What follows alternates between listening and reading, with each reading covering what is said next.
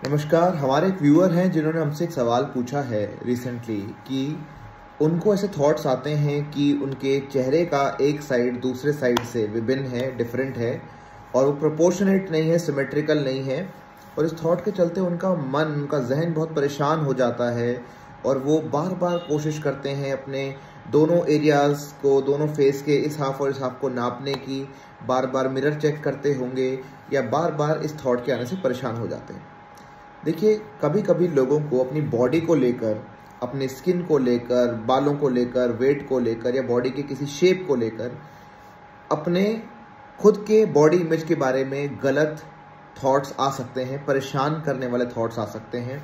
ये इस तरीके के थॉट्स होते हैं जो आपको ये सोचने में मजबूर कर देते हैं कि आप किसी सूरत में कम हैं दूसरों से, या you are not satisfied with what you are looking as. आपको सेटिस्फैक्शन नहीं मिलता अपने लुक से, अपने स्किन से, अपने बॉडी शेप से, इस तरीके की चीज़ों से। And no matter how much other people reassure you, कितना भी कोशिश कर लें कि दूसरे, आपके माँ बाप, आपके भाई बहन, आपके लव्ड वंस आपको समझाने की कि it's okay, it's all right, you are looking absolutely perfect, बिल्कुल ठीक हो तुम, कोई दिक्कत नहीं है, लेकिन तब भी आपका मन इस बात को मानता नहीं है, जहन में ये बात जो है आके ठहरती नहीं है। कुछ देर के लिए भले ही आप इससे रीअश्योर हो जाओ, लेकिन फिर से दिमाग में आएगा नहीं नहीं, कुछ तो गड़बड़ है, कुछ तो गड़बड़ है।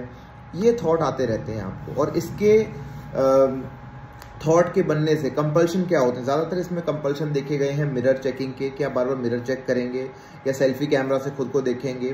कहीं से भी गुजर रहे हैं, आपका रिफ्लेक्शन दिखा तो आप अपने आप को नापने लग जाएंगे, या बैठे बैठे इंटरनेट पर ब्लॉग्स पढ़ेंगे कि ऐसा होता है या नहीं होता है। रीअश्योरेंस ये भी एक तरीके की होती है, दूसरों से पूछेंगे।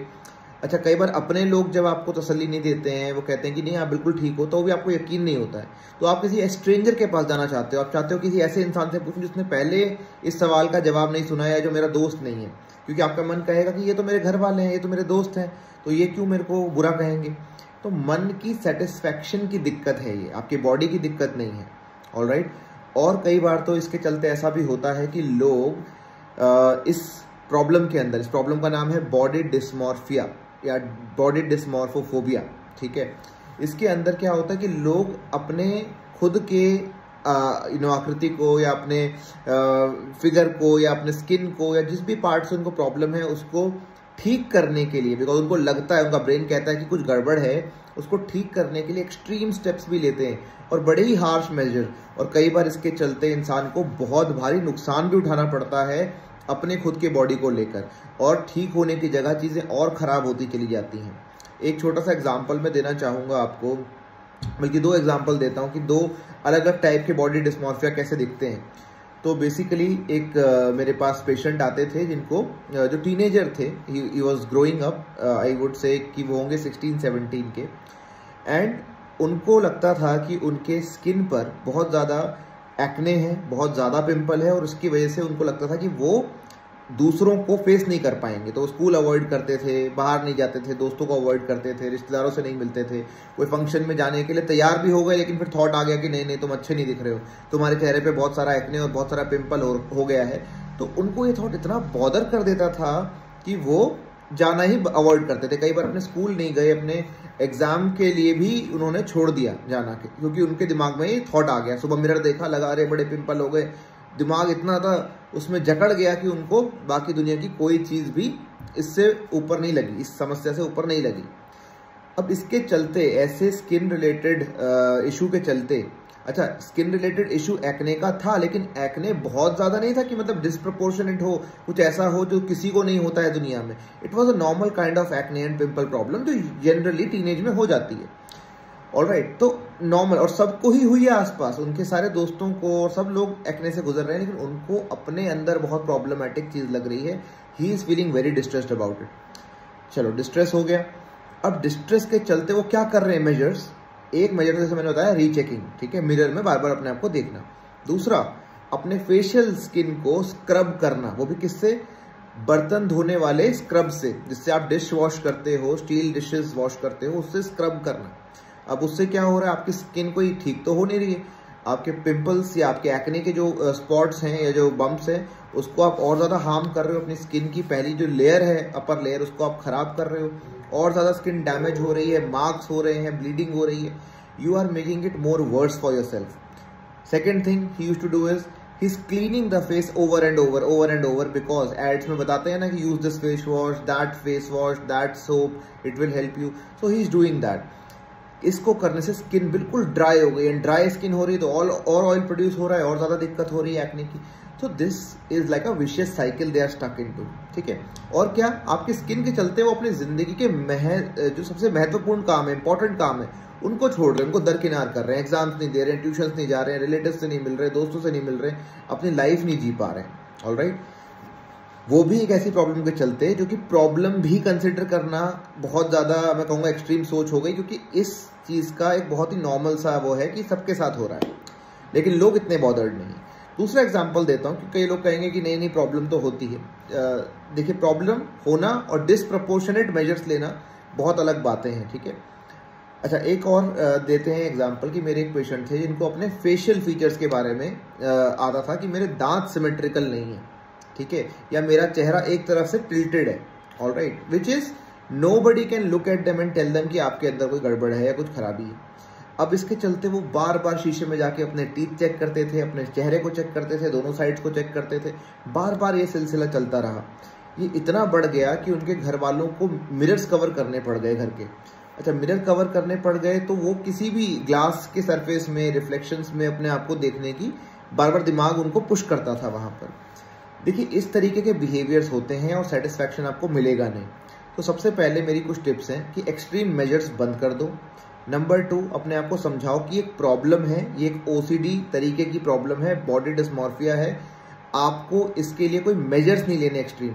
अच्छा, कई लोग एक्सट्रीम डाइटिंग पर चले जाते हैं जिससे उनको और प्रॉब्लम्स हो जाती है, जैसे एनोरेक्सिया, बुलीमिया, खाने कम खाना या खाना बहुत ज़्यादा खाना, जैसे मैंने एक्सट्रीम मेजर्स बताया आपको। कुछ लोग सर्जिकल प्रोसीजर्स तक चले जाते हैं। So don't take any of those measures. First contact a psychologist, अपने आप को एनालाइज करवाइए, एसेस करवाइए। ठीक है, दूसरी बात, आप ये मान लीजिए कि ये थॉट्स आएंगे और आपको सेटिस्फैक्शन नहीं मिलेगा no matter what you do, और चीज़ें और ख़राब होती जा रही हैं, आपकी ज़िंदगी के बाकी स्फेयर्स इफेक्टेड होते जा रहे हैं। एक चीज़ की प्रॉब्लम जो कि इतनी बड़ी भी नहीं है, ठीक है, उसकी वजह से आप अपना जॉब, करियर, फैमिली, दोस्त, रिश्तेदार, पैसा, फाइनेंस, बिजनेस, सब कुछ स्टेक पर लगा रहे हो, सब कुछ गंवा रहे हो। That is not the right way to live. अब आप कहोगे लेकिन थॉट तो आ रहे हैं ना, लेकिन थॉट तो आएंगे, because that is the problem. Thoughts आएंगे, आप उस पर रिस्पॉन्ड कर रहे हो, इसलिए वो और ज़्यादा आ रहे हैं। ब्रेन आपको कोई भी नेगेटिव मैसेज भेजता है ना, तो वो चेक करता है आपका रिएक्शन क्या है। अगर आपने उस नेगेटिव मैसेज के ऊपर एक्ट कर दिया, ठीक है, आपने कोई एक्शन ले लिया, फिर वो दोबारा भेजेगा, उसको लगेगा अच्छा आप तो एक्शन ले रहे हो, which means it is important, it will send you that same file again over and over and over and over. जब तक कि आप उस कंडीशन में नहीं आ जाते, आप बोलते हो brain, I know what you are doing to me, मुझे समझ में आ रहा है तुम्हारा गेम, मैं कुछ नहीं कर रहा आपसे, जितने मैसेजेस भेजने हैं भेज दो, I am tired, I am done with whatever you want me to do, मैं कुछ नहीं करने वाला, जो करना है कर दो, आई will focus on improving other areas of my life. देखिए, जो आपको प्रॉब्लम लग रही है अपनी बॉडी के साथ या अपने चेहरे में या अपने स्किन में, जहाँ पे भी, वो इतनी बड़ी नहीं है कि उसके चलते आपकी ज़िंदगी रोकनी पड़ जाए आपको या रुक जाए आपकी ज़िंदगी।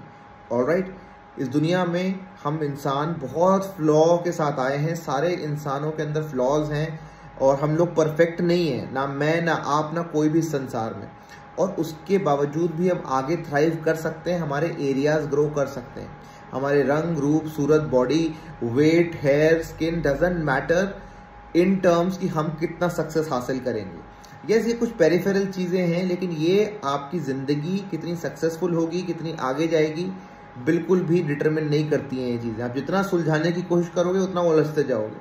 सो just label it, understand, identify it, and don't take any drastic measure. सारे ड्रास्टिक मेजर्स लेना बंद कर दो। अपने आप को आज से बोलो, मुझे कुछ नहीं करना, I don't care about this thing, I will do some basic things, but इस पर्टिकुलर एरिया में I am not going to focus, I will focus on other areas of my life. यही हम आपको एक्ट थेरेपी में भी समझाते हैं। अच्छा, ये तो मेरी टिप्स हैं, सजेशंस हैं, but if you want to understand it more, अगर आप ज़्यादा समझना चाहते हैं, ज़्यादा बेहतर आपके ऊपर कैसे अप्लाई करोगे आप इसको, तो उसके लिए देखिए काउंसलिंग एंड थेरेपी बहुत ज़रूरी है। आपको इंस्टाग्राम और यूट्यूब पे हम जैसे प्रोफेशनल सजेशन दे सकते हैं, ओपिनियन दे सकते हैं, लेकिन ये ट्रीटमेंट का रिप्लेसमेंट नहीं है। ऑलराइट, आपको मोटिवेशन मिले, आप सेल्फ हील करो, ये मेरी दुआ है, लेकिन आप ट्रीटमेंट ज़रूर करवाएं। अगर आपके अंदर ये जो ट्रीटमेंट है, ये जो सजेशंस हैं, अगर ये बहुत हेल्प नहीं कर पा रहे हैं आपकी, या आपको क्लैरिटी नहीं मिल पा रही है वीडियोस से और अपने ऊपर अप्लाई नहीं कर पा रहे हैं, तो डेफिनेटली कंसल्ट अ प्रोफेशनल। देर मत करिए। जो भी मैंने आपको केसेस के एग्जांपल बताए, जब ये लोग मुझसे मिलने आए, ये तब तक बहुत सारे और डॉक्टर्स से मिल चुके थे, ट्रीटमेंट भी करा चुके थे अच्छे अच्छे डॉक्टर्स से, लेकिन कोई फ़ायदा नहीं है, क्योंकि दिमाग के अंदर है वो डाउट। वो कुछ भी कर लो आप, वो जाएगा नहीं, वो हमेशा आता रहेगा जब तक आपका कॉन्फिडेंस, आपका ट्रस्ट नहीं बढ़ेगा अपने ऊपर। ऑलराइट, और आप इसके लिए मेजर्स लेना नहीं छोड़ दोगे। तो कोशिश वहाँ करो जहाँ पे दिक्कत है। दिक्कत आपके चेहरे में, आपके स्किन में, आपकी बॉडी में, आपके शरीर में नहीं है, दिक्कत आपके डाउट में है, दिक्कत आपके कॉन्फिडेंस में है, आपके सेल्फ ट्रस्ट में है। Alright, and this is a part of obsessive compulsive disorder. So understand that, label it and try to increase yourself, increase your domains in life, okay? अपनी फैमिली, जॉब, करियर, एजुकेशन, इन चीज़ों पे, hobbies पे, अपनी physical activity, इन चीज़ों पे ध्यान दीजिए, rather than wasting your time and putting all your effort in the wrong direction. I hope this video will help people. I hope it will inspire you to take the right actions. All right, I'll see you in the next video. Also, please subscribe to the channel. Share the video with all the people who you think will be benefited from it. Like the video and press the bell icon. It will motivate us and we will make better videos for you in the future, and that's our promise. I'll see you in the next video.